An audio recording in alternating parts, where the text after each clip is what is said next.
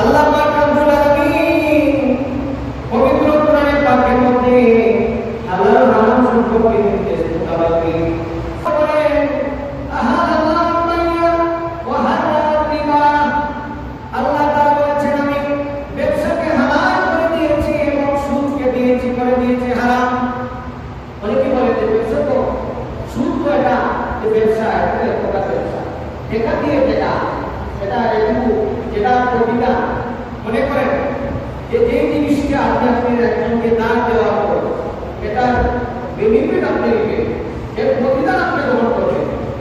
তাহলে একটা ঘটনা হলো গিয়ে এক মার সন্তান সেই ব্যক্তি হয়েছিল একজন দেশের একজন প্রশাসনের কাজের মধ্যে ছিল, অথবা আমরা যারা বলি সেটা হলো গিয়ে পুলিশের কাজ করত।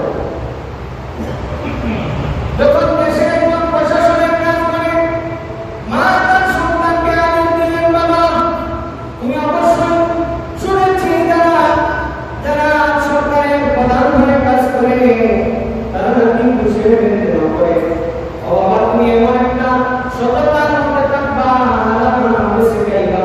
আমি তোমাকে একটা নির্দেশ দিলাম বাবা তুমি নির্দেশ মেনে চলবা। বলে মা কি নির্দেশ দিলাম আপনি আমাকে বলেন। মা বলেন বাবা আমি তোমাকে দুইটা শর্ত সম্পর্কে ব্যাখ্যা করবো, তুমি আমাকে দুইটা শর্ত আমাকে জানিয়ে দিবা। মা বলেন বাবা বলো হালাল। সন্তান মায়ের কথার সাথে সাথে বলল হালাল। তখন মা বললেন বাবা বলো তো হারাম। তখন সন্তান বলল হারাম। হারাম তখন বলল মা বললেন বাবা হালাল শব্দটা বলতে যতটা সহজ একটু একদম সহজ, কিন্তু হালাল এবং হারাম বেছে নিতে অনেক কঠিন। ও বাবা আপনি খুব না লাগিয়ে আপনি বলেন তো একবার হারাম। খুব প্রমাণ করতে একসাথে না লাগিয়ে আপনি বলেন তো হারাম। মা সন্তানকে আদেশ দিচ্ছে যে বাবা আপনারা একটু ট্রাই করে দেখতে পারেন হারাম উভয় খুব লাগে। যখন সন্তান খুবভাবে উভয় খুবটা লাগে হারাম উচ্চারণ করতে পারেন না, তখন মা বলেছিলেন বাবা যেভাবে তুমি তোমাকে আমি নির্দেশ দিয়েছিলাম যে আপনি খুব না লাগিয়ে আপনি হারাম উচ্চারণ করবা, ও সন্তান তুমি যখন পারো নাই যেমন ভাবে কষ্ট হয়েছে রে বাবা দুনিয়ার জমিনের মধ্যে যখন চলবা আর তখন চলার পর তখন তুমি হারাম হারাম বেছে খাইবা। হারাম থেকে বেছে রাখতে হলে সন্তান তোমার অনেক কষ্ট হবে। মায়ের নির্দেশনা মা বাবা তুমি সন্তানকে হালাল হারাম চিনা অবশ্যই এই সন্তান কোনদিন হারামের দ্বার কাছে হবে। অনেকে বলবেন ব্যবসা তো সুদের মতোই, অথচ আল্লাহ তাআলা কোরআনের বাক্যের মধ্যে বলেন আহালাল মাইয়া ওয়া হারাম রিবা। আল্লাহ তাআলা বলেছেন আমি ব্যবসাকে হালাল করে দিয়েছি এবং সুদকে দিয়েছি করে দিয়েছি হারাম।